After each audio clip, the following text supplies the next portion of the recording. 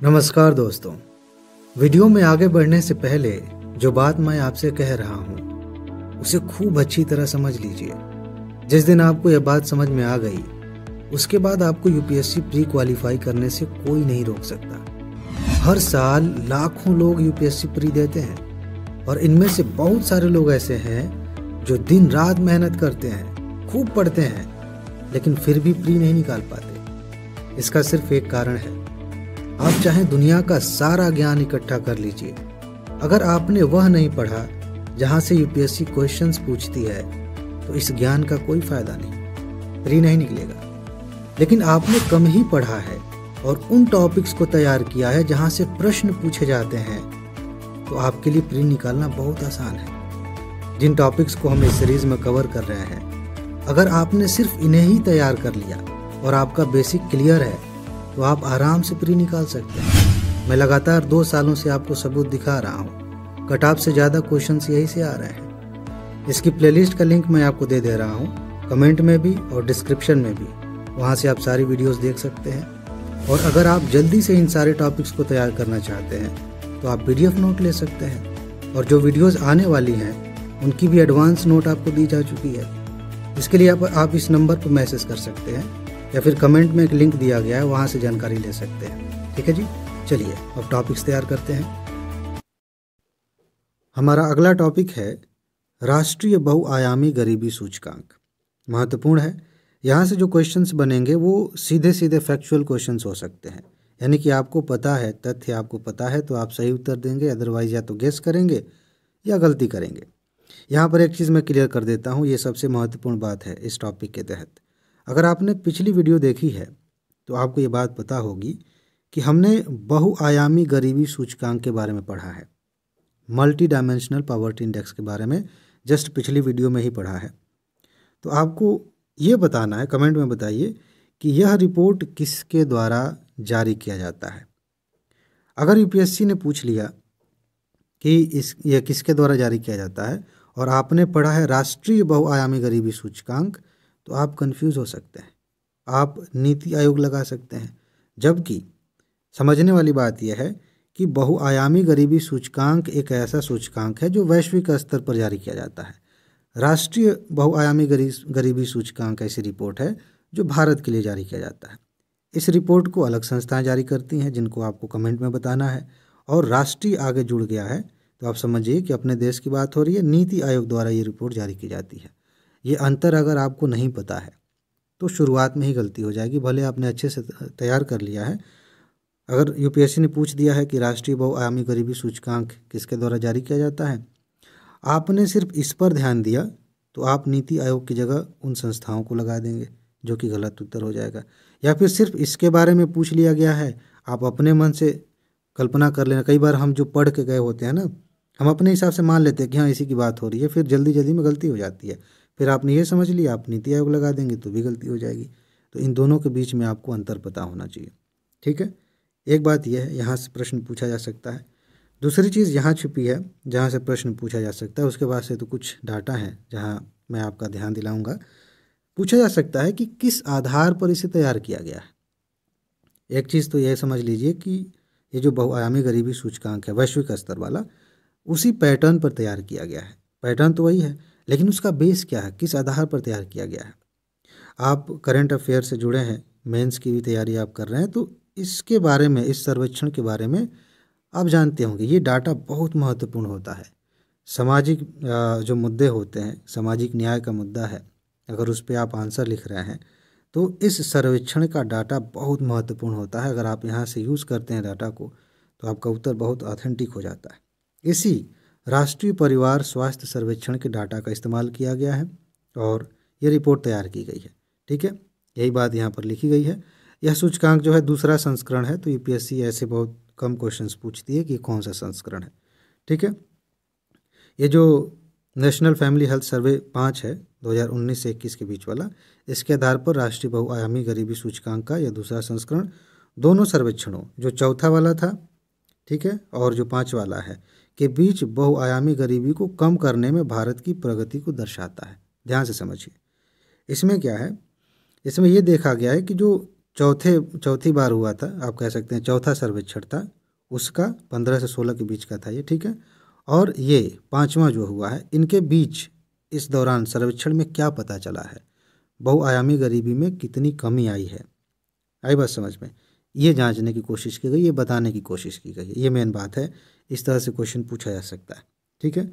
एक चीज़ मैं फिर से रिपीट कर देता हूँ, आपको बता देता हूँ, काम की बात है। करंट अफेयर पढ़िए चाहे स्टैटिक पढ़िए, ये महत्वपूर्ण नहीं है कि आपने कितना पढ़ा है, लेकिन अगर एक बार आप जान गए कि क्या महत्वपूर्ण है, तो ये जानना भी ज़रूरी है कि आपने उसको कितनी अच्छी तरह से पढ़ा है, किस किस एंगल से सोचा है कि क्वेश्चन कहाँ से बन सकता है। इस बात को हमेशा ध्यान रखिए, मैं किसी न किसी बहाने आपको याद दिलाता रहूँगा, ठीक है। अच्छा, इसे नवंबर 2021 में लॉन्च किए गए भारत के मल्टी पॉवर्टी इंडेक्स की बेसलाइन रिपोर्ट के आधार पर तैयार किया गया, तो ये उतना इम्पोर्टेंट नहीं है, ठीक है।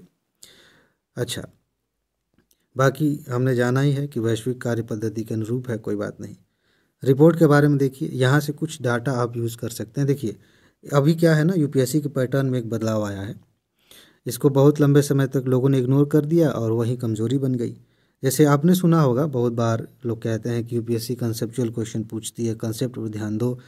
ये बकवास इतनी ज़्यादा हो चुकी है कि इसकी वजह से बहुत सारे लोग फेल हो जा रहे हैं। यूपीएससी किसी भी एक चीज़ पर नहीं चल रही है कि सिर्फ कंसेप्ट पूछेगी, सिर्फ तथ्य पूछेगी, वो मिक्सचर है। आप 100 प्रश्नों को उठा कर देखिए, बहुत सारे क्वेश्चन होंगे जो पूरी तरह से फैक्चुअल क्वेश्चंस हैं, बहुत सारे क्वेश्चंस ऐसे हैं जो पूरी तरह से कंसेप्चुअल हैं, लेकिन ज़्यादातर ऐसे हैं जो मिक्स हैं, कंसेप्ट भी चाहिए, फैक्ट भी चाहिए।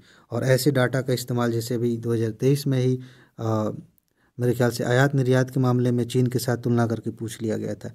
कौन ऐसे पढ़ता है? जो व्यक्ति ये दिमाग में बिठा लेगा कि हमें सिर्फ कंसेप्ट पढ़ना है, तो इन चीज़ों पर ध्यान नहीं देगा, फिर गलतियाँ होंगी, समझ रहे हैं। तो कुछ बातें मैं आपको बता रहा हूँ जो काम आ सकती हैं और मेंस में स्पेशली काम आ सकती हैं, ठीक है। जब मैं मेंस की नोट को अपडेट करूँगा तो यहाँ से कुछ बातें मैं आपको वहाँ दे दूँगा यूज़ करने के लिए। नीति आयोग ने 36 राज्यों और केंद्र शासित प्रदेशों, कुछ लोग कन्फ्यूज हो जाएंगे कि 36 राज्य हैं हमारे यहाँ, पूरा पढ़िए ठीक है। 36 राज्य केंद्र शासित प्रदेश, मतलब राज्य और केंद्र शासित प्रदेशों को मिला के ये 36 की बात हो रही है, तथा 707 प्रशासनिक जिलों के लिए यह सूचकांक, यह रिपोर्ट प्रस्तुत किया है। उतना इम्पोर्टेंट नहीं है, बस एक बार सुन लीजिए। रिपोर्ट में बहुआयामी गरीबों के अनुपात में सबसे तेज कमी, ये लाइनें महत्वपूर्ण होती हैं और पीसीएस वगैरह में पूछी जा सकती हैं। जैसे यूपी पीसीएस के लिए ये लाइन बहुत ज़्यादा इंपॉर्टेंट है, सीधा सीधा पूछा जा सकता है। तो गरीबी के अनुपात में जो सबसे ज़्यादा कमी आई है, उस हिसाब से देखें तो उत्तर प्रदेश, बिहार, मध्य प्रदेश, उड़ीसा, राजस्थान, इनमें ज़्यादा कमी आई है। इन राज्यों में कायदे से देखेंगे ध्यान से तो जनसंख्या भी ज़्यादा है, गरीबी भी यहीं पे ज़्यादा है, ठीक है।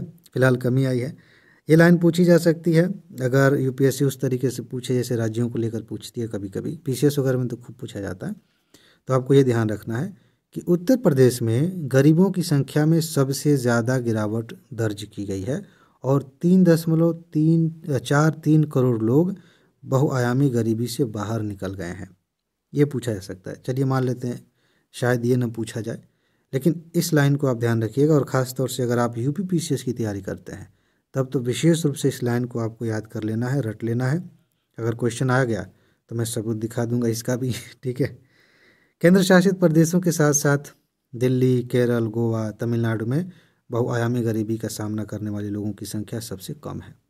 सामान्य सी बात है, ये अमीर कह सकते हैं राज्य हैं या फिर ऐसे राज्य हैं जहाँ पर ओवरऑल हर तरह से चीज़ें, शिक्षा के मामले में, स्वास्थ्य के मामले में, रोजगार के मामले में चीज़ें थोड़ी बेहतर हैं, तो जाहिर सी बात है गरीब लोगों की संख्या भी कम है, ठीक।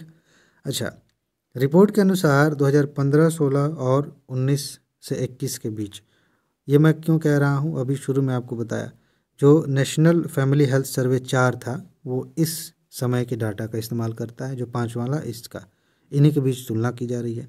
तो क्या कह रहा है कि इसके अनुसार 15-16 और 19 से 21 के बीच रिकॉर्ड 13.5 करोड़ लोग बहुआयामी गरीबी से बाहर निकले हैं। अब इस लाइन को यूपीएससी थोड़ा सा घुमा के पूछे तो फिर दिक्कत हो सकती है।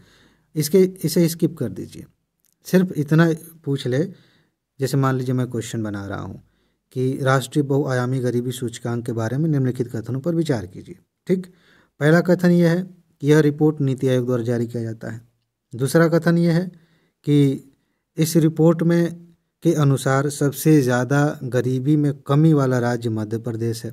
ठीक है, मैं एमपी लिख ही देता हूँ। ठीक है, तीसरा कथन ये है कि इस रिपोर्ट के अनुसार 15 करोड़ लोग बहुआयामी गरीबी से बाहर निकले हैं।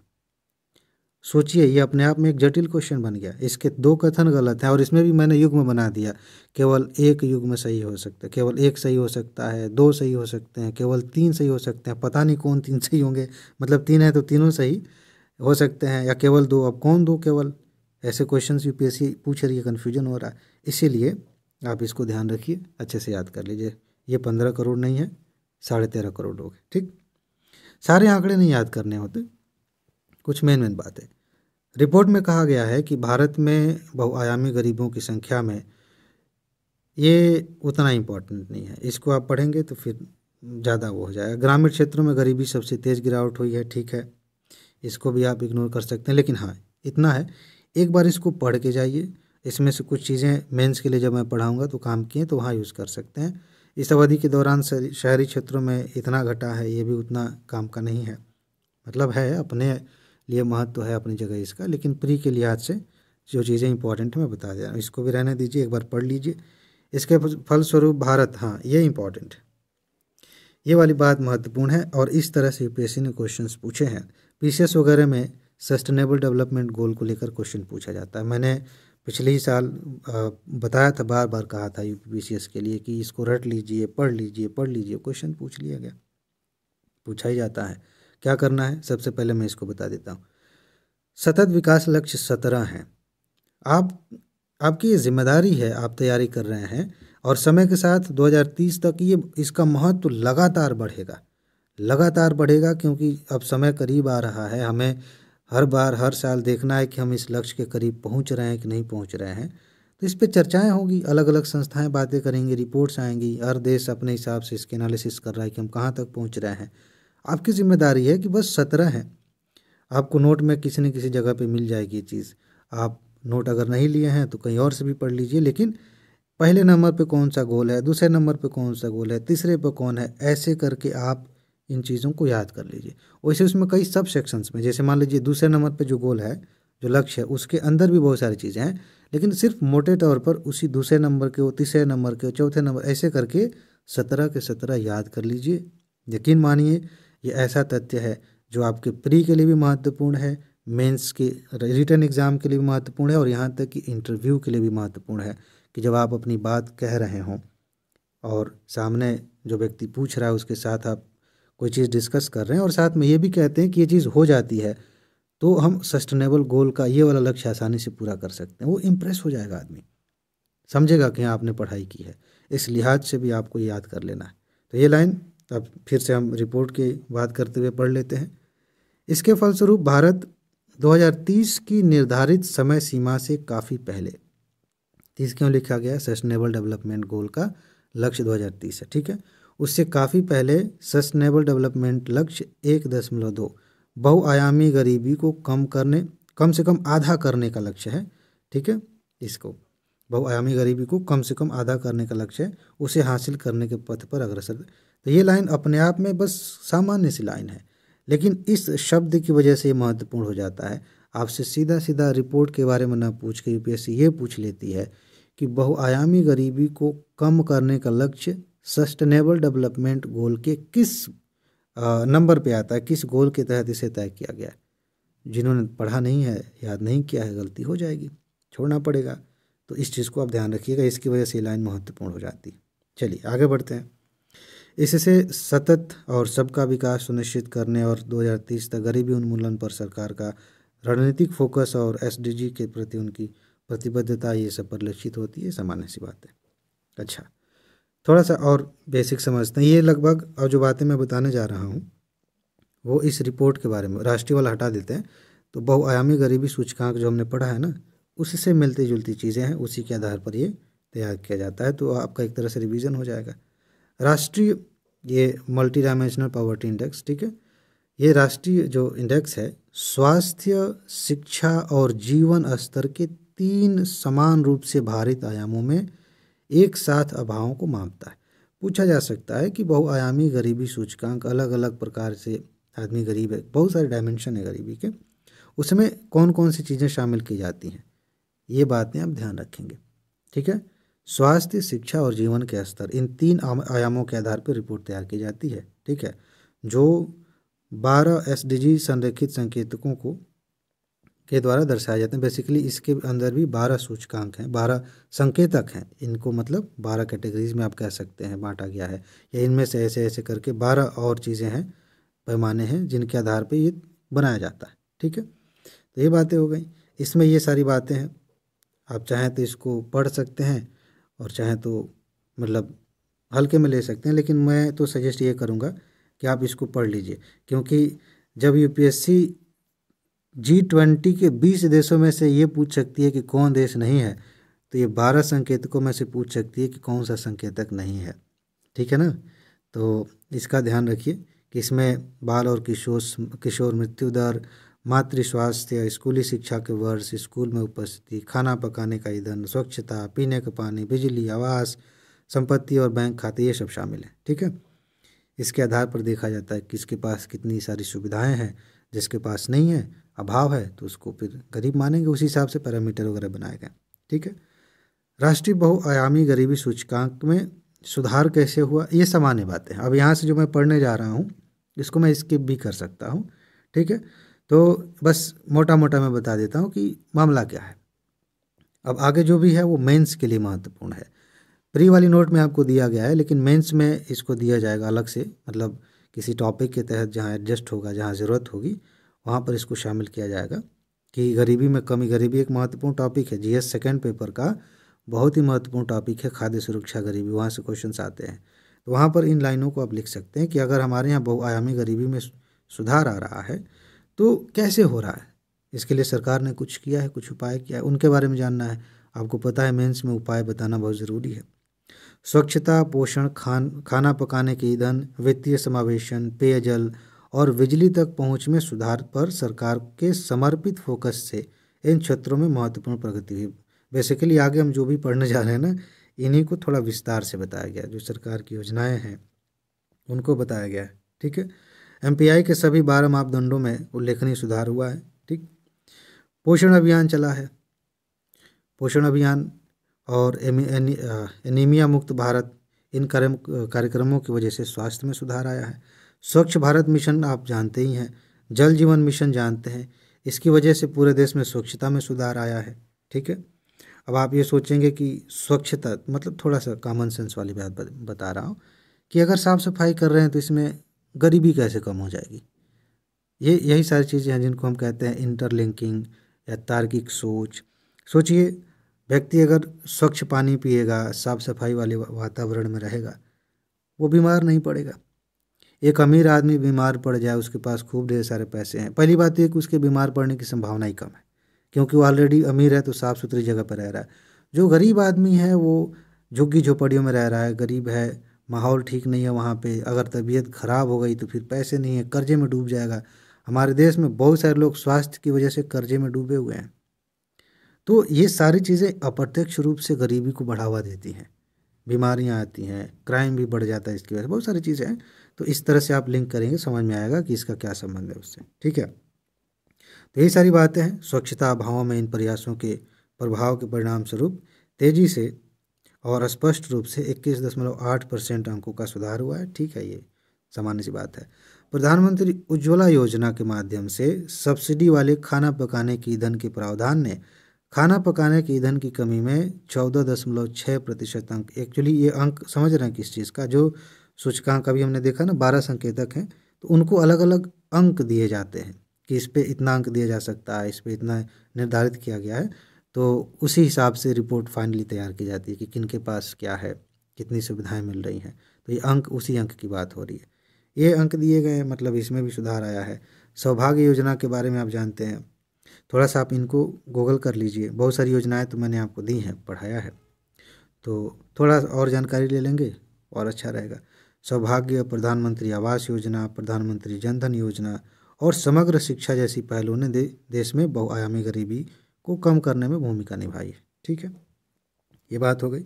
तो ये कुछ महत्वपूर्ण बातें हैं देखें और है क्या इसमें। तो यही और है, अभी थोड़ा सा मैं बस पढ़ दे रहा हूँ, उसके बाद से अगले टॉपिक पे चलेंगे। ये सब मेंस के लिए इंपॉर्टेंट बातें हैं, बस ऐसे थोड़ा सा समझ लीजिए, दिमाग में रहेगा। विशेष रूप से बिजली के लिए अत्यंत कम अभाव दर, बैंक खातों तक पहुंच, पेयजल सुविधा के माध्यम से उल्लेखनीय प्रगति प्राप्त करना, नागरिकों के जीवन को बेहतर बनाने तथा सभी के लिए एक उज्ज्वल भविष्य बनाने के लिए सरकार की अटूट प्रतिबद्धता दर्शाती है। सिंपल सी बात है। बाकी ये है, आपस में अत्यधिक जुड़े हुए विभिन्न प्रकार के कार्यक्रमों और पहलों के लगातार कार्यान्वयन से कई संकेतकों में होने वाले अभावों में उल्लेखनीय कमी आई है। तो कुल मिला के सब ठीक है। मैं एक चीज़ आपको फिर से रिवाइज करा देता हूँ, फिर हम अगले टॉपिक को पढ़ेंगे। इसमें 2-3 बातें आपको ध्यान रखनी है। पहली बात, रिपोर्ट किसके द्वारा जारी की जाती है। दूसरी बात, जो वैश्विक स्तर पर जारी किया जाता है रिपोर्ट, उससे इसका क्या संबंध है, क्या अंतर है, ठीक है। तीसरी बात यह है कि किस राज्य में गरीबी सबसे ज़्यादा कम हुई है। चौथी बात, आप ये बताइए, आप चाहें तो इसका उत्तर दे सकते हैं, बहुत इंपॉर्टेंट बात है। मान लीजिए मैं आपसे सवाल पूछ रहा हूँ, एक तरह की समरी हो जाएगी, बहुत मज़ा आएगा, आपको भी, आपका रिवीजन हो जाएगा, और जिन दोस्तों ने गलती से ध्यान नहीं दिया है उनका ध्यान चला जाएगा। ये बड़ी कमाल की चीज़ है। मुझे लगता है कि हर टॉपिक के साथ ऐसा करना चाहिए। चलिए अभी से शुरू करते हैं। आप कमेंट में बताइए, यह रिपोर्ट किसके द्वारा जारी की जाती है। जो वैश्विक वाली है वो किसके द्वारा जारी की जाती है। किस राज्य में सबसे ज़्यादा गरीबी कम हुई है। और ओवरऑल आप देखें तो जो चौथा वाला था, ठीक है, फैमिली हेल्थ सर्वे, और पांचवा, इनके बीच में मतलब इस दौरान तुलना करें कि कितने करोड़ लोग जो है गरीबी से बाहर निकले हैं। ये 4 तरह के प्रश्न बन सकते हैं, चारों को घुमा फिरा के पूछा जा सकता है, ठीक है। आप कमेंट में इसका जवाब ज़रूर दीजिए, ठीक है। मैं आपको दिल दूंगा हार्ट देते हैं ना वो कमेंट पे, जो पसंद आता है। तो जितने लोग इसका जवाब देंगे मेरा दिल लेके जाएंगे। वैसे भी आप लोगों ने मेरा दिल लिया है, आप लोगों से बड़ा प्यार है, बड़ा लगाव है। एक्स्ट्रा दिल ले लीजिए, बार बार दिल ले लीजिए, ठीक है। तो आप इसका जवाब दे दीजिए, ठीक है। अब आगे अगला टॉपिक पढ़ेंगे। हमारा अगला टॉपिक है स्मार्टफोन में नाविक एकीकरण। इस पर आने से पहले मैं आपको कुछ बातें बताना चाहता हूँ। इससे आपका मन थोड़ा हल्का भी हो जाएगा और आपको ये भी समझ में आ जाएगा कि साइंस के लिए आपको क्या करना है, स्पेशली प्रीलिम्स के लिए। मेंस में भी ये बातें लागू होती हैं, लेकिन चूंकि प्री की बात कर रहे हैं तो यहाँ इसको समझ लीजिए। तैयारी करने वाले दोस्तों में बहुत अधिक कन्फ्यूजन रहता है कि साइंस के लिए हम क्या पढ़ें, कौन सी किताब पढ़ें, कैसे कवर करें। कुछ लोगों का बैकग्राउंड साइंस का नहीं है तो और डर रहता है कि पता नहीं कहाँ से क्वेश्चन पूछ लिया जाएगा। एक बात मैं आपको बताता हूँ, अगर आपने बेसिक लेवल का साइंस पढ़ा है, नॉर्मली हो सकता है कि आपने हाई स्कूल तक पढ़ा हो, इंटर तक पढ़ा हो, या फिर एनसीईआरटी से पढ़ लिया है, तो अब ज़्यादा स्टैटिक वाले साइंस की तरफ भागने की ज़रूरत नहीं है। यूपीएससी वहाँ से क्वेश्चंस नहीं पूछती है, ना तो प्रीलिम्स में और ना ही मेंस में। अगर आपको मेरी बात चेक करनी है तो 2023, 22, 19 कहीं से भी उठा के देखिए, जो क्वेश्चन साइंस के आए हैं वो स्टैटिक पोर्शन से नहीं आए हैं। लगभग सारे के सारे प्रश्न जो पूछे जाते हैं साइंस के, वो करंट अफेयर के होते हैं, जो नई तकनीक आ रही है उससे संबंधित होते हैं। हाँ, उसको समझने के लिए, नई तकनीक को समझने के लिए, उसका आधार जानने के लिए थोड़ा बेसिक जानना पड़ता है। तो क्या दिक्कत है, टॉपिक आपको समझ में आ गया, उसको ऐसे ही नहीं समझ में आ रहा है तो बेसिक समझने के लिए जो उससे संबंधित आधारभूत जो कंसेप्ट है उसको पढ़ लीजिए, आपकी तैयारी हो जाएगी। तो इसके लिए आप इस चक्कर में मत पढ़िए कि कौन सी किताब पढ़ें, कहाँ से कवर करें। अगर आप करंट अफेयर कवर कर रहे हैं वहाँ से आपका काम हो जाएगा।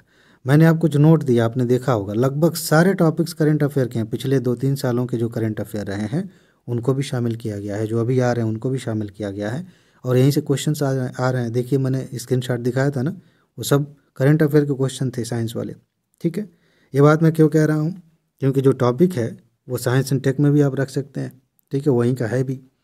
इस पर यूपीएससी ने क्वेश्चन पूछा है, नाविक पर यूपीएससी ने क्वेश्चन पूछा। एक्चुअली नाविक पर भी पूछा है, या फिर इसका जो पहले वाला नाम था उस पर पूछा है, लेकिन पूछा है, मुझे ध्यान आ रहा है। अब एक चीज़ और आपको बता देता हूँ, लगभग हर साल एक क्वेश्चन पूछा जाता है, मतलब साइंस के बहुत सारे क्वेश्चन आते हैं, उसमें एक टाइप का क्वेश्चन ऐसा होता है जिसमें किसी तकनीक का, किसी टेक्नोलॉजी का इस्तेमाल पूछा जाता है। कैसे, जैसे एक बार यूपीएससी ने पूछ लिया था कि जीपीएस का इस्तेमाल हम कहाँ कहाँ कर सकते हैं। सिंपल। ऐसे में मैंने आपको एक ट्रिक बताई है, जब भी ऐसा प्रश्न पूछा जाए, एक मैं आपको मान लीजिए एडवांस में ये चीज़ बता दे रहा हूँ, अगर कुछ समझ में नहीं आ रहा तो आप सही उत्तर करके आ सकते हैं। 99% संभावना है कि आप सही उत्तर करेंगे।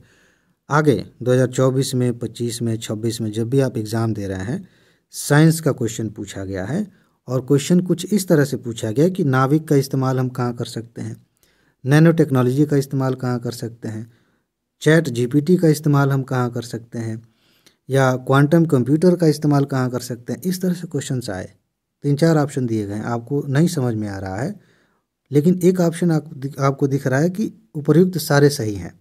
मान लेते हैं डी ऑप्शन है, डी में कह रहा है कि सारे सही हैं, आप इसी को लगा के आ जाइए। ये तब मैं कह रहा हूँ जब आपको कुछ समझ में नहीं आ रहा है। आप में से बहुत सारे दोस्त सोच रहे हैं कि टॉपिक पढ़ाइए, ये टॉपिक ही मैं पढ़ा रहा हूँ, बिना टॉपिक के ही एक टॉपिक तैयार करा दे रहा हूँ आपको। जितने भी क्वेश्चन अभी तक ऐसे पूछे गए हैं ना, उनमें से ज़्यादातर क्वेश्चन ऐसे हैं जिनके सारे विकल्प सही हैं। अब मैं आपसे एक चीज़ कह रहा हूँ, आपके दिमाग में आ सकता है कि भाई क्या यूपीएससी को ये बात नहीं पता है कि टीचर्स ऐसी बात कर रहे होंगे, यूपीएससी इसको बदल नहीं सकती है? बिल्कुल बदल सकती है, लेकिन वो जान रही है कि बहुत सारे लोग उस पर यकीन नहीं करेंगे तो वो ऐसे क्वेश्चन पूछती है। दूसरी बात, ऐसे क्वेश्चन इसलिए भी पूछे जाते हैं, मान लीजिए चैट जीपीटी अभी उभर रहा है और बहुत सारी चीज़ें आएंगी। कोई भी नई तकनीक आती है ना, हमें सही में नहीं पता है कि उससे क्या क्या हो सकता है। अभी जिन्होंने उसका आविष्कार किया है उन्हें भी नहीं पता है कि और क्या हो सकता है। जिन्होंने कंप्यूटर बनाया था शुरू में, आप पढ़ेंगे कंप्यूटर का इतिहास तो पता चलेगा कि ये कैलकुलेटर जैसा कुछ था, नहीं पता था कि कंप्यूटर के इतने सारे इस्तेमाल हो सकते हैं। तो नई तकनीक आती है तो उसके कितने इस्तेमाल हो सकते हैं, कौन कौन सी चीज़ें आ सकती हैं, कायदे से देखा जाए तो जो व्यक्ति क्वेश्चन बना रहा है ना, उसे भी नहीं पता है। हाँ, कुछ एकदम बचकानी सी बातें अलग से लिख दी जाएँ जो साफ साफ देखने में लग रही हैं कि अरे ये तो इसका कोई संबंध नहीं है, तो आप वैसे भी एलिमिनेट कर सकते हैं। लेकिन इस बात को इसलिए भी आप डी लगाएंगे या लगाना चाहिए, कुछ नहीं आ रहा है तो मतलब छोड़ना नहीं इसको, क्योंकि संभावनाएं बहुत अधिक हैं। इस नई तकनीक की बहुत सारी संभावनाएं हैं, तो हो सकता है हमें नहीं आ रहा है तो हम सही लगाएंगे। एक क्वेश्चन आपका तैयार हो गया। अब आते हैं मेन मुद्दे पे, जो टॉपिक है, पढ़ते हैं क्या मामला है और देखते हैं कहाँ से क्वेश्चन पूछा जा सकता है। ये तो बस संदर्भ के लिए है कि सरकार ने तय किया है कि जितने भी उपकरण हैं एंड्रॉयड वाले, उनमें क्या होगा कि स्मार्टफोन में ये नाविक सिस्टम उसमें रहेगा। जीपीएस का नाम आपने सुना है, अभी मैंने नाम लिया, लोकेशन वगैरह देखना होता है आप जीपीएस से कर लेते हैं, ठीक है। तो ये हमारा खुद का बनाया हुआ है, देसी, मतलब एक तरह से नेविगेशन सिस्टम है नाविक। इसको अब मोबाइल में इस्तेमाल किया जाएगा, जो हमारे यहाँ यूज़ हो रहे हैं, ठीक है। इसके बारे में पढ़ना है। बाकी ये सामान्य सी बातें हैं। यह ऐसे समय में आया है जब नए लॉन्च किए गए एप्पल आईफोन 15 ने भारतीय अंतरिक्ष अनुसंधान संगठन इसरो द्वारा विकसित नेविगेशन सिस्टम को अपने हार्डवेयर में एकीकृत किया। मतलब जो आईफोन 15 है उसमें भी ये मतलब नेविगेशन सिस्टम काम करेगा, ये उसमें बनाया गया है। मतलब एक तरह से एक फीचर आप कह सकते हैं वो है।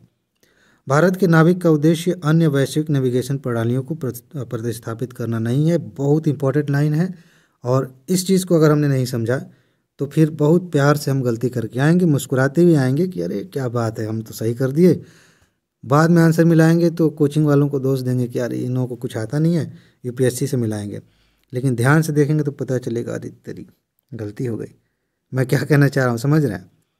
जैसे ही मैंने कहा कि देसी प्रणाली है, हमने विकसित किया है, उसको एकीकृत करेंगे तो एक सामान्य सी जो राष्ट्रीय भावना पैदा होती है, उसे ये फीलिंग आएगी कि अरे ठीक है, हम दूसरों पर निर्भर थे, अमेरिका का जीपीएस यूज़ कर रहे थे, हमने खुद का बना लिया, अब हम खुद से यूज़ करेंगे, उनकी ज़रूरत नहीं है।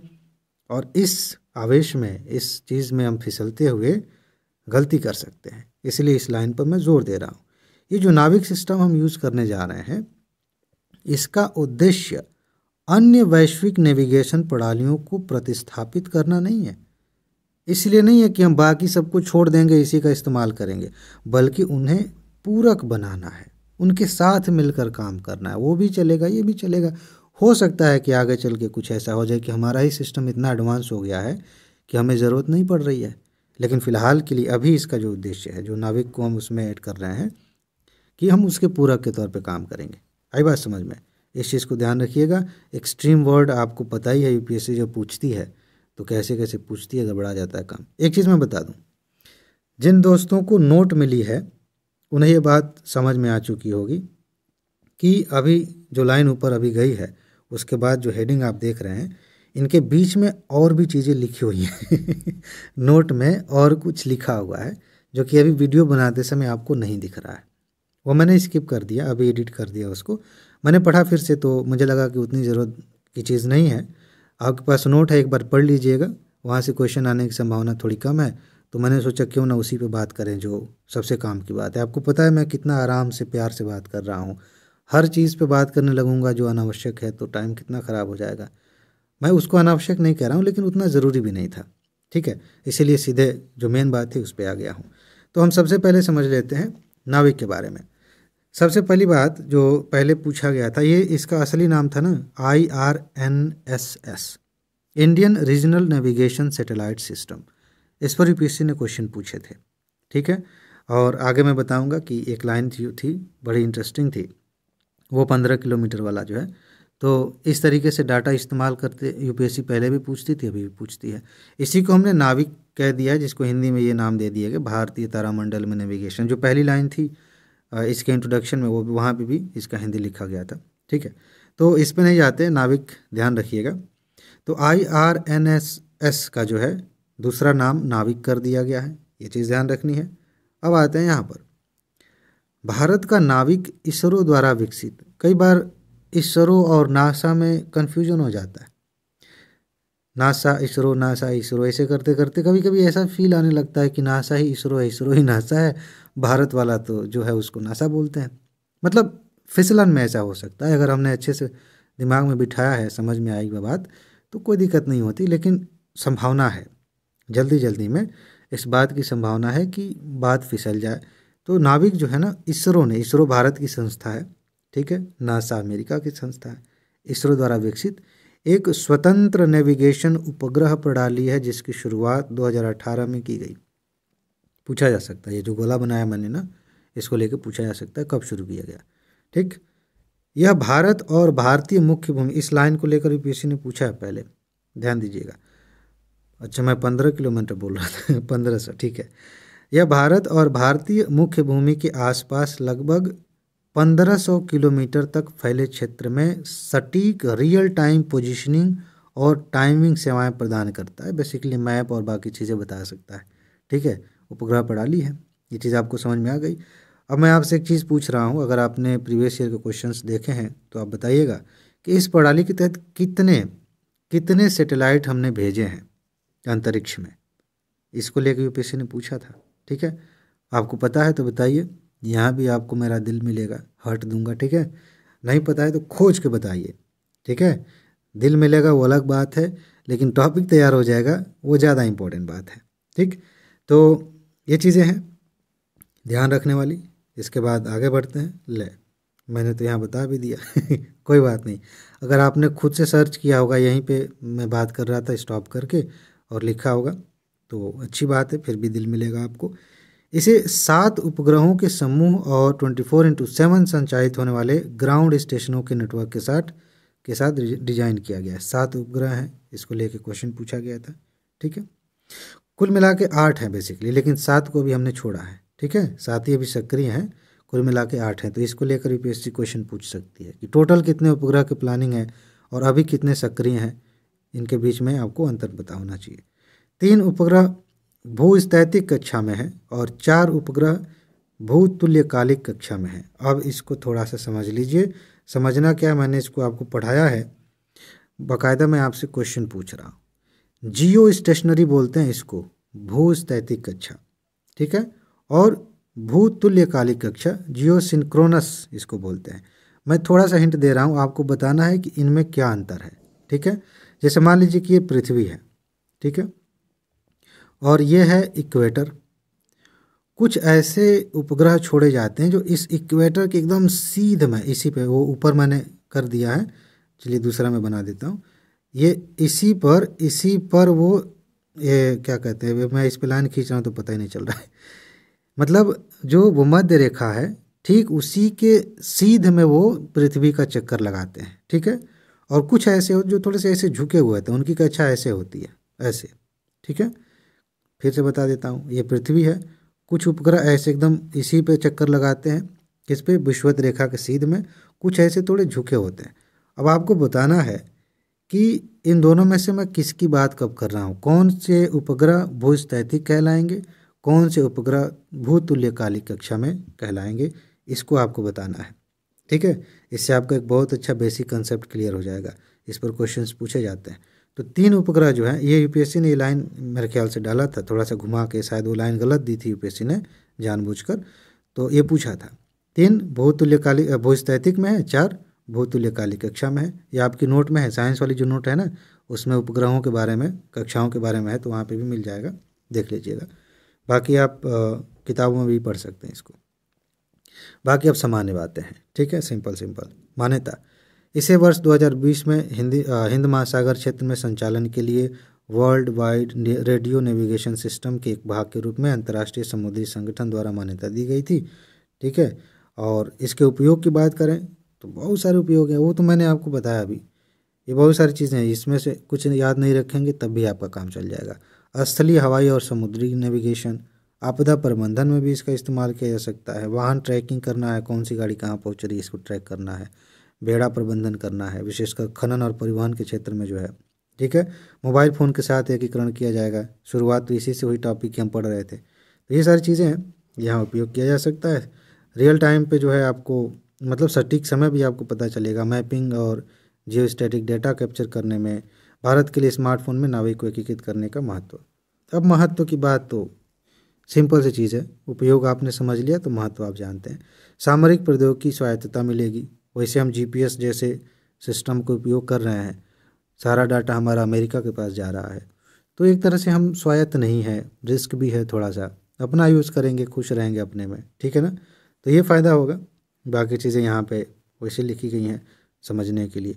उन्नत सटीकता और विश्वसनीयता, इसमें और सटीकता से और साफ साफ आप चीज़ों को देख सकते हैं, और मतलब और विश्वसनीयता रहेगी डाटा जो भी इससे प्राप्त होगा। तो ये बेसिक बातें हैं समझने के लिए। ये उपयोग में भी पूछा जा सकता है, इसके क्या फ़ायदे हैं ऐसे पूछा जा सकता है। मेंस में ये लाइनें आप लिख सकते हैं कि इसके ये फ़ायदे हैं, ऐसे क्वेश्चंस आते हैं मेंस में भी, वहाँ इसका इस्तेमाल कर सकते हैं। भारतीय भूभाग के लिए अनुकूलित समाधान है भाई, हमारे लिए, हमने अपने हिसाब से बनाया है।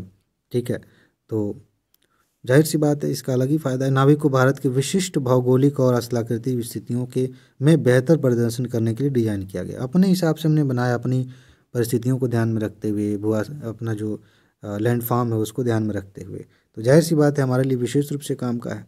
ठीक है, उपयोग के मामलों का विस्तार और नवाचार किया जा रहा है। ठीक है, ये सिंपल सी बात है। तो ये हमने नाविक के बारे में पढ़ लिया। विश्व में संचालित अन्य नेविगेशन, हाँ ये है काम की बात। यूपीएससी ने 2023 में भी ये क्वेश्चन पूछा है। सही में, अगर आपने नहीं देखा होगा तो देख लीजिएगा। इस तरह से क्वेश्चन पूछा था कि किस देश के पास अपनी नेविगेशन प्रणाली है या नहीं है, इस तरह से पूछा था। तथ्य है सीधा सीधा, पढ़ा है तो पता है, नहीं पढ़ा नहीं पता है, गेस करेंगे गलती हो जाएगा। तो ये आपको रट लेना है। संयुक्त राज्य अमेरिका का जो नेविगेशन प्रणाली है उसको हम जीपीएस कहते हैं। रूस जो है ना, उसका अपना प्रणाली है, उसको ग्लोनास कहते हैं। ठीक, यूरोपीय संघ ने बनाया गैलीलियो, चीन ने बनाया है बाईडुओ कह सकते हैं। ठीक है, बाईडुओ जो भी है। और 2 क्षेत्रीय प्रणालियाँ, ये वैश्विक स्तर पे काम करती हैं, ध्यान रखिएगा। मतलब ये पूरी दुनिया का आप कह सकते हैं, एक तरह से पूरी दुनिया को देख रही हैं, पूरी दुनिया के लिए डाटा कैप्चर कर रही हैं। जैसे अमेरिका ने बनाया है, अमेरिका का डाटा हम भी यूज़ कर रहे हैं। इसका क्या मतलब है, जीपीएस का इस्तेमाल करके हम देख रहे हैं कि दिल्ली का कोई लोकेशन, इलाहाबाद का कोई लोकेशन, प्रयागराज का, लखनऊ का, कहीं का भी अमेरिका का है, उसने सैटेलाइट छोड़ा है। हम भारत के राज्यों, जिलों और खेतों को देख रहे हैं, यानी कि यहाँ को भी वो देख रहे हैं, वैश्विक स्तर पर काम कर रहा है। हमने जो बनाया है वो भारत के लिए है, भारत से 1500 किलोमीटर थोड़ा आगे के लिए है, तो ये क्षेत्रीय है। तो ये जो हमने पढ़ा, ये वैश्विक स्तर पे, और 2 क्षेत्रीय प्रणालियाँ हैं जिन्हें आपको समझना है। भारत ने जो बनाया है उसको हम नाविक कहते हैं। जापान ने भी बनाया है, इसको क्या पढ़ें, क्विज पढ़ सकते हैं, क्विज QZSS, क्विज, जो भी आप पढ़ना चाहें, बस इतना समझ जाइए कि ये है जापान का है। ये महत्वपूर्ण बात है, ये तथ्य आपको याद होने चाहिए। पीसीएस में भी पूछा जा सकता है, यूपीएससी तो पूछ रही है। इस टॉपिक से मैंने आपको जो भी बातें बताई हैं ना, लगभग घुमा फिरा के 3-4 क्वेश्चंस पूछे यूपीएससी ने। ये जो सीरीज चल रही है टॉप 300 की, मैं आपसे बार बार कह रहा हूँ कि इसको हल्के में मत लीजिए, छोड़ दीजिए बाकी सारी चीज़ें, मत पढ़िए। अभी एग्ज़ाम करीब है, सिर्फ उतना ही पढ़िए जो काम का है। बेसिक कोई चीज़ नहीं समझ में आ रही है, किताब खोलिए, कहीं से भी एक बार पढ़ लीजिए, बस समझ में आ गया आगे बढ़ जाइए। लेकिन जो टॉप 300 प्लस 300 की सीरीज़ है, इसमें जो टॉपिक्स हैं, अगर आपने सिर्फ, मैं बहुत जोर दे के कह रहा हूँ, सिर्फ इतना ही पढ़ लिया, मज़ा आ जाएगा आपको। सबूत तो मैं दिखाने ही वाला हूँ, 2 साल से दिखा ही रहा हूँ, कट ऑफ से ज़्यादा क्वेश्चन आ रहे हैं। तो अभी देखिए, एक टॉपिक हमने पढ़ा, इतने सारे क्वेश्चंस पहले भी आए हैं, आगे भी आ सकते हैं। ऐसे बहुत सारे टॉपिक्स हैं जो इम्पॉर्टेंट हैं, यहीं से क्वेश्चंस ज़्यादातर आएंगे। इनको खूब अच्छे से तैयार करिए। तो ये सारी चीज़ें आप याद कर लीजिए। ये हो गया, बाकी हम अगला टॉपिक फिर पढ़ेंगे, ठीक है जी। इसी वीडियो में मेरे ख्याल से उसको भी करते हैं, तो इसको ब्रेक ले लेते हैं थोड़ा सा, फिर उसको पढ़ेंगे। ओके, चलिए आगे बढ़ते हैं। और हमारा अगला टॉपिक है प्रधानमंत्री मत्स्य संपदा योजना। यहाँ पर एक चीज़ मैं आपको बता रहा हूँ, ये सीरीज इस मामले में बड़ी कमाल की है कि मैं सिर्फ आपको टॉपिक नहीं पढ़ा रहा हूँ, वो सारी चीज़ें बता रहा हूँ जो आपको पूरी निकालने में मदद करती हैं। मैंने योजना पे गोला कर दिया है, क्यों? ये समझाने के लिए कि अगर आप ध्यान से देखें, करंट अफेयर कुछ ज़्यादा ही फॉलो करते हैं, तो आपको हर हफ्ते ढेर सारी योजनाओं की चर्चा मिलेगी, बहुत सारी योजनाएं आ रही हैं। लेकिन अगर हम ये सोचें कि यूपीएससी किस योजना को उठा सकती है, किस योजना पर प्रश्न पूछ सकती है, तो इसका जवाब देने के लिए हमारे पास क्या होना चाहिए? ऐसे थोड़ी है कि हाँ भाई अभी भी नई नई योजना आई है, ये ऐप लॉन्च हुआ है, इसको पढ़ लेते हैं। एक बार गलती से यूपीएससी ने पूछ लिया था किसी ऐप के बारे में। मैं देखता हूँ कि लोग खूब मेहनत से पढ़ रहे हैं, पढ़ा रहे हैं ऐप के बारे में, उसके बाद से यूपीएससी ने उधर झांक के देखा भी नहीं। हम दुनिया भर के एप्लीकेशंस पढ़ते जा रहे हैं, रटते जा रहे हैं। सवाल वही है कि हम कैसे जानेंगे कि किस योजना पर यूपीएससी प्रश्न पूछ सकती है। बहुत सारी योजनाओं पर क्वेश्चंस पूछे गए हैं। मुद्रा योजना पर पूछा गया है, कृषि सिंचाई योजना पर पूछा गया है, फसल बीमा योजना पर पूछा गया है। योजनाओं पर क्वेश्चंस आए हैं, आते हैं। लेकिन किस योजना पर प्रश्न आ सकता है, इसका जवाब ये है कि उस योजना का प्रभाव कैसा है। प्रभाव कैसा मतलब थोड़ा और क्लियर कर देते हैं, कितना अधिक लाभ या कितनी अधिक जनसंख्या तक पहुंच, इस नज़रिए से जो आप सोचेंगे तो उसकी ग्रेविटी पता चलेगी, उसकी गंभीरता पता चलेगी। और इसी से यूपीएससी क्वेश्चन पूछती है। जो जितना महत्वपूर्ण है उससे क्वेश्चन आने की संभावना उतनी ज़्यादा रहती है। कई बार ऐसा होता है कि किसी साल में कोई खास क्षेत्र बड़ा चर्चा में रहता है, ठीक है। जैसे मान लीजिए एग्रीकल्चर बहुत चर्चा में है, अलग अलग कारणों से चर्चा में है। तो एग्रीकल्चर से जो योजनाएं हैं उसमें देखिए जो महत्वपूर्ण योजनाएं हैं वो कौन कौन सी हैं। ज़्यादा नहीं होती, 4-5 ही होती हैं, ठीक है। अगर इकोनॉमी का कोई और सेक्टर है या फिर सोशल लाइफ में कोई और बात है, एजुकेशन है, तो उसमें देखिए कौन कौन सी चीज़ें हैं। स्वास्थ्य अगर चर्चा में, तो स्वास्थ्य के लिए जैसे टीकाकरण वाली पे क्वेश्चन पूछा गया है। तो इस तरीके से हमें पता चलता है कि ये योजना महत्वपूर्ण है। ऐसे नहीं कि जितनी योजनाएं आ रही हैं सारी हम पढ़ते हैं। मैगजीन्स में एक सेक्शन होता है योजनाओं का, हर महीने बहुत सारी योजनाएं आपको पढ़ने को मिलती हैं, सब इम्पोर्टेंट नहीं होती, ठीक है। तो ये मैंने कुछ बातें बताई। अब उसी के तहत हम मत्स्य संपदा योजना के बारे में पढ़ते हैं। इम्पॉर्टेंट है, क्वेश्चन पूछा जा सकता है मेंस में भी, प्री में भी। फिलहाल प्री के तहत कवर कर रहे हैं तो देख लेते हैं। इसका उद्देश्य भारत में मत्स्य पालन क्षेत्र के सतत और जिम्मेदार विकास के माध्यम से नीली क्रांति लाना है। पीसीएस का क्वेश्चन, नीली क्रांति का संबंध किससे है, पूछा जा सकता है ना। अब बताइए, सीधा सीधा बताना है आपको। मैं यहाँ पे मत्स्य पालन यहाँ पे है, लेकिन आप अलग अलग क्रांतियों के बारे में पढ़ेंगे, या कल्चर आपने पढ़ा है ना, वीटी कल्चर, पीसी कल्चर, उस तरीके से पढ़ेंगे तो पता चलेगा कि मछली के लिए तो हम कोई और शब्द इस्तेमाल करते हैं, और मैं कह रहा हूँ नीली क्रांति। तो आप इसको समझाइए, जो व्यक्ति इसको समझाएंगे कि मत्स्य पालन के लिए वो जो कल्चर वाला है, कौन सा कल्चर शब्द इस्तेमाल किया जाता है, और नीली क्रांति को के लिए मतलब का संबंध किससे है। अगर आपने इसे समझाया तो मैं आपको दिल दूंगा, ठीक है, हार्ट दूंगा। फिलहाल जो समुद्री खेती होती है, बेसिकली आपको पता होना चाहिए मत्स्य पालन भी एग्रीकल्चर का हिस्सा है, उसको हम नीली क्रांति कहते हैं। इसका मतलब मैंने बता दिया, इसका मतलब ये नहीं कि जवाब नहीं देना, आप अपने शब्दों में दीजिए, आपके सोचने की क्षमता बढ़ेगी, मज़ा आएगा, ठीक है। तो उसमें मतलब नीली क्रांति मतलब एक तरह से कहें कि उसको बढ़ावा देना, क्रांति लाना, ये सब जो भी है। अब शार्ट में आपको यही मिलेगा, प्रधानमंत्री मत्स्य संपदा योजना, PMMSY। इसको 20,050 करोड़ रुपए के निवेश के साथ आत्मनिर्भर भारत के हिस्से के रूप में पेश किया गया था। ध्यान रखिएगा, बजट कभी कभी मतलब कभी क्या आप नहीं याद रखें तो अच्छा है, लेकिन इसका मतलब ये नहीं कि यूपीएससी क्वेश्चन नहीं पूछती। मैंने कई बार बताया है, अगर यूपीएससी किसी लाइन में बजट मेंशन करती है कि इस योजना के लिए इतना बजट है, मान के चलिए कि 99% संभावना है वो आंकड़ा गलत है। ऐसा हुआ है, होता है, क्योंकि जैसे मान लीजिए 40 करोड़ वाला मैं बता रहा हूँ, ये कैसे कुछ कोई योजना थी या कोई बॉन्ड वगैरह था, उस पर यूपीएससी ने पूछा था। कई बार ऐसे क्वेश्चन आए हैं। तो हो सकता है कि ऐसे मान लेते हैं कि इतना ही है, 4,000 है, यूपीएससी ने एक और जीरो बढ़ा दिया। हमने तो 4 तो पढ़ा ही था, 4 के आगे कुछ जीरो हमने पढ़ा था, और जल्दी जल्दी में एग्ज़ाम में जल्दबाजी होती है, तो उस चक्कर में हमने इस पर ध्यान नहीं दिया कि एक्स्ट्रा जीरो है या फिर एक जीरो कम है, और हम आगे बढ़ गए, सही मान के गलती हो जाती है। तो इसको ध्यान रखेंगे। बाकी हर चीज़ का बजट याद रखने की ज़रूरत नहीं है, ये ट्रिक याद रखेंगे तो आपका काम चल जाएगा। लेकिन ये बात ध्यान रखनी है कि इस योजना को आत्मनिर्भर भारत के हिस्से के रूप में पेश किया गया था। जो इस क्षेत्र में अब तक का सबसे अधिक निवेश है, मतलब एग्रीकल्चर, आप ये जो मत्स्य संपदा, मत्स्य पालन क्षेत्र है, उस मामले में अब तक का सबसे ज़्यादा इन्वेस्ट करने की बात की गई थी। अच्छा, यह योजना वित्त वर्ष 2020-21 से वित्त वर्ष 2024-25 तक 5 वर्षों की अवधि के लिए सभी राज्यों और केंद्र शासित प्रदेशों में लागू की जा रही है। एक चीज़ मैंने अभी एक शब्द इस्तेमाल किया नीली क्रांति के लिए, समुद्री खेती, तो थोड़ा सा उसको सुधारते हैं। समुद्री खेती थोड़ा सा एक तरफा हो जाता है, नीली क्रांति का संबंध जलीय खेती से होता है। अब जल तालाब में भी है, नदी में भी है, और खेती से मतलब आप सीधा अभी मत्स्य पालन की बात हो रही है तो मत्स्य पालन भी ले सकते हैं। बाकी तो शैवाल की भी खेती होती है समुद्रों में, अलग अलग तरह के शैवाल होते हैं, ठीक है। तो नीली क्रांति का मतलब ये जलीय कृषि की हम बात कर रहे हैं, एक तरह से जल से जो भी अर्थव्यवस्था की चीज़ें हम कर रहे हैं। खैर, तो 5 वर्षों के लिए सभी राज्यों और केंद्र शासित प्रदेशों में लागू की जा रही है। इस लाइन को थोड़ा सा ध्यान दे दीजिएगा।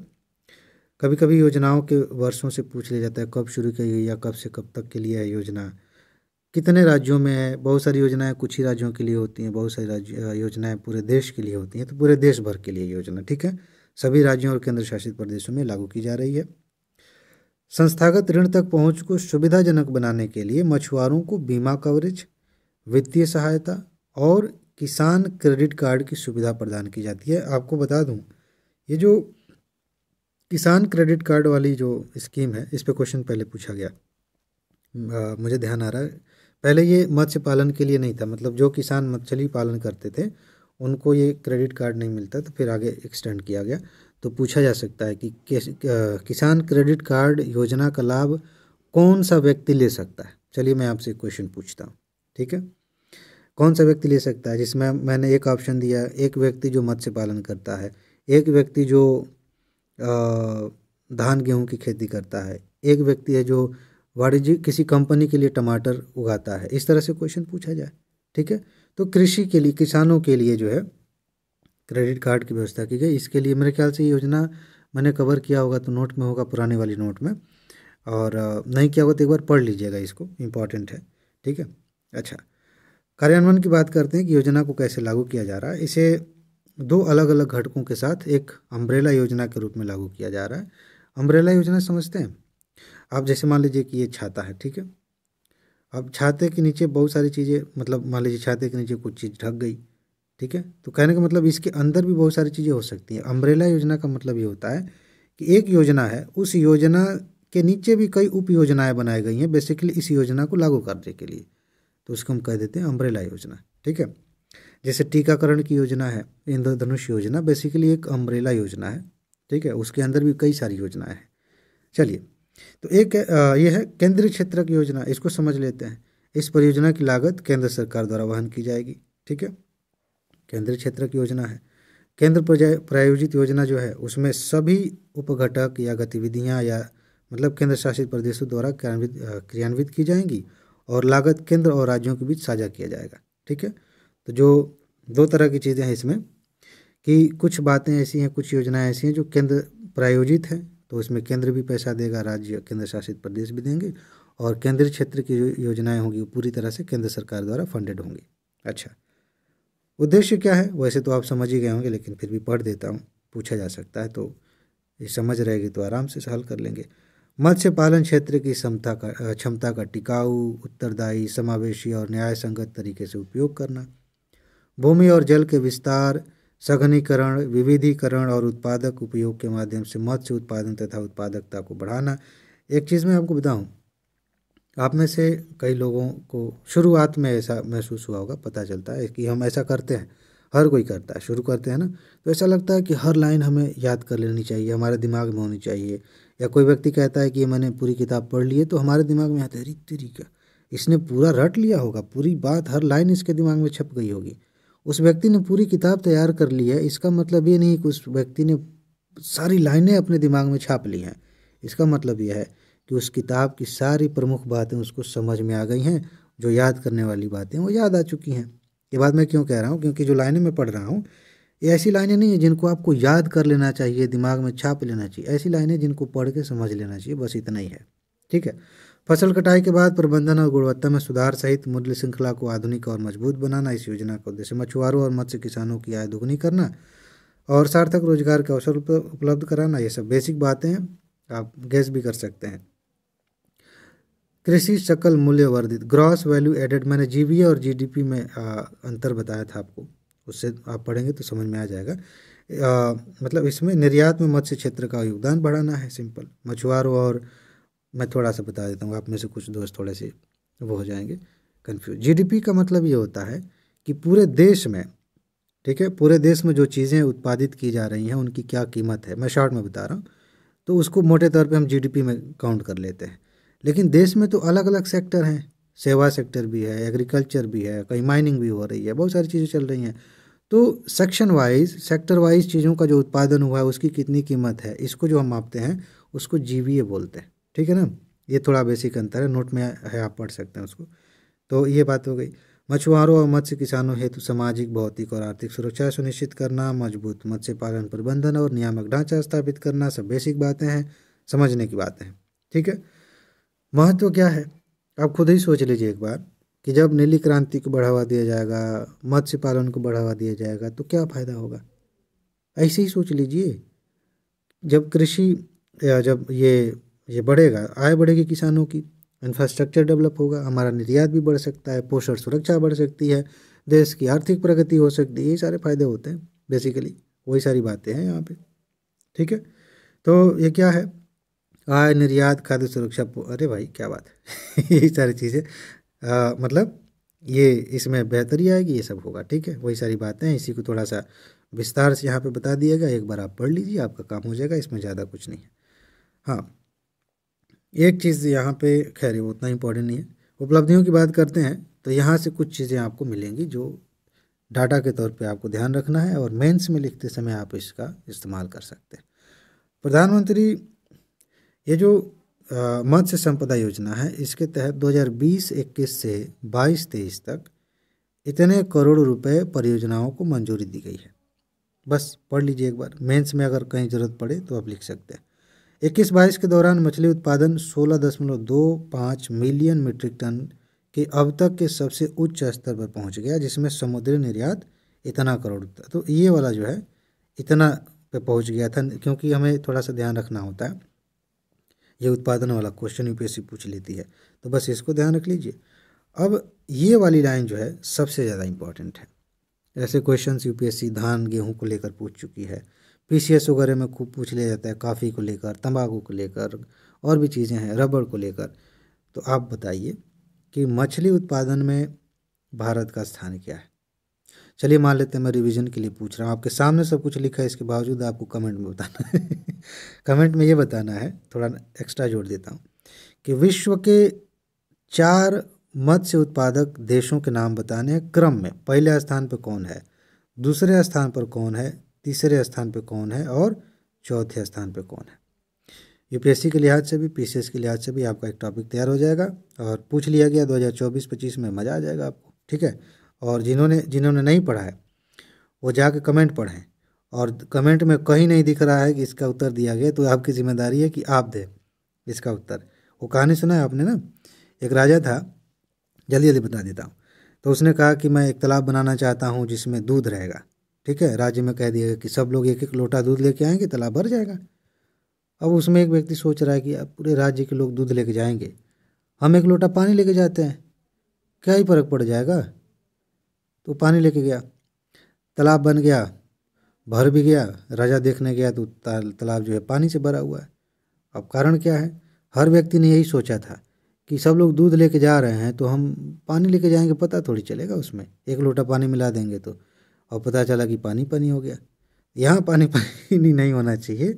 अगर कमेंट में इसका जवाब नहीं मिल रहा है तो जाहिर सी बात है आप खोज रहे थे, आपको मिला नहीं, इसका मतलब इसकी ज़रूरत तो आपको भी है। थोड़ी सी मेहनत कर लीजिए, पढ़ लीजिए, गूगल कर लीजिए। इस दौरान जब आप ये प्रोसेस करेंगे और जब आंसर मिल जाएगा तो आपके दिमाग में वो चीज़ें बहुत अच्छे से बैठ जाएंगी, आपको नहीं भूलेंगी। बाकी किसी ने पढ़ लिया है कमेंट में आके, हो सकता है एक दिन बाद भूल जाए। इस चीज़ को खूब ध्यान से समझिए। किसी ने पढ़ लिया कि हाँ ठीक है ये जवाब है, पढ़ लिए तो जल्दी जल्दी में पढ़ लिया, लेकिन किसी व्यक्ति ने उसे खोजा, उसे समझा, फिर लिखा, वो नहीं भूलेगा। ठीक है, तो इसका जवाब दीजिए। फिलहाल इसको समझिए।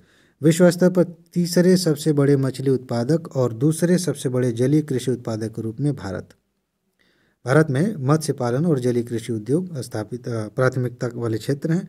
तो ये चीज़ आपको ध्यान में रखनी है कि भारत जो है तीसरे स्तर पे मछली उत्पादन करता है, दूसरे स्थान पर जलीय कृषि उत्पादक है। जलीय कृषि में सिर्फ मछली की बात नहीं आती, और भी चीज़ें होती हैं, जैसे मैंने बताया शैवाल होता है और भी कई सारी चीज़ें होती हैं, तो उसको जलीय कृषि कहा जाता है। ठीक, नोट में क्या लिखा है जी? जलीय खेती या एक्वाकल्चर से तात्पर्य सभी प्रकार के जलीय वातावरण में रहने वाली मछली, शंख, शैवाल और अन्य जीवों के प्रजनन, पालन और उत्पादन से है। जबकि कृत्रिम तरीकों से मछली के प्रजनन, पालन और प्रत्यारोपण मत्स्य पालन कहलाता है। बहुत अच्छा अंतर है। पूछा जा सकता है कि एक्वाकल्चर और ये जो मत्स्य पालन है इसमें क्या अंतर है। तो ये नेचुरल तरीके से मतलब जलीय वातावरण में इन चीज़ों को उगाया, जैसे मछली को भी हमने वो उगाया, ये सारी मतलब उगाया नहीं, मछली पालन किया। कुछ कृत्रिम तरीके भी होते हैं, आपने देखा होगा कुछ शॉर्ट वीडियोस में मैंने देखा था कि मछली का अंडा निकाले, मतलब जिंदा है, उसको उसका पेट दबाए, अंडा निकला, फिर उसको फर्टिलाइज किए, उससे बच्चे हुए, फिर उनको ले आकर तालाब में छोड़ा गया, फिर वो मछली बन गई। तो ये एक तरह से कृत्रिम तरीका है, अपने हिसाब से हमने, ये इसका मतलब नहीं कि मशीन से अंडे बनाए गए, मछली बनाई गई, उसको पाल के हमने अपने हिसाब से वातावरण तैयार किया, सब कुछ किया। तो ये थोड़ा सा अंतर है, पूछा भी जा सकता है, नहीं भी, लेकिन थोड़ा सा भौकाल कभी बनाना हो तो जानने के लिए ज़रूरी है। हालांकि भौकाल बनाने के लिए ना पढ़िएगा, ये सब फालतू की बातें हैं, किसी के सामने साबित करने की ज़रूरत नहीं है कि आप क्या पढ़ते हैं क्या नहीं, रिजल्ट दिखाने की ज़रूरत है। ठीक है, तो बस इसमें ये बातें हैं, तो इतना ही रहने देते हैं। ठीक, तो अब आगे मिलते हैं। अपना ख्याल रखिए, खुश रहिए, मस्त रहिए, मुस्कुराते रहिए, जल्दी से सफल होइए और ज़िंदगी को एंजॉय करिए। आगे मिलते हैं। नमस्कार।